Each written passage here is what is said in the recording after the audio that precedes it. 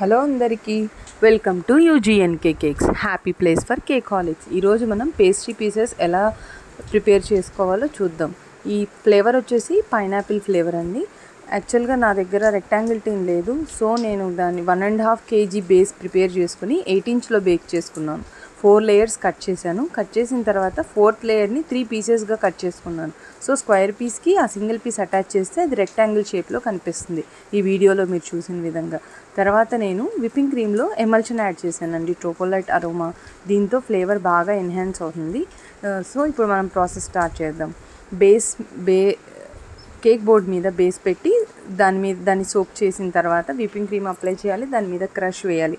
Same అదే process అన్ని లేయర్స్కి repeat చేయాలి. చేసిన తర్వాత ఫైనల్ లేయర్ పెట్టేసి దాన్ని క్రమ్ కోటింగ్ చేసేసి మనం ఫ్రిడ్జ్లో 15-20 మినిట్స్ దాకా సెట్ చేసుకోవాలి. సెట్ చేసిన తర్వాత ఫైనల్ ఐసింగ్ చేయాలి. చేసిన తర్వాత దాని మీద మనం మార్కింగ్ వేసుకోవాలి, ఎన్ని పీసెస్ కావాలి మనకి, ఎన్ని కట్ చేసుకోవాలి. మార్కింగ్ వేసిన తర్వాత బ్రెడ్ నైఫ్ తీసుకొని సెడేటెడ్ నైఫ్ దాన్ని పీసెస్గా కట్ చేసుకోవాలి. ఇక్కడ నాకు 30 పీసెస్ వచ్చాయండి. 1.5 kg కేక్ అయ్యింది వెయిట్ ప్రకారం.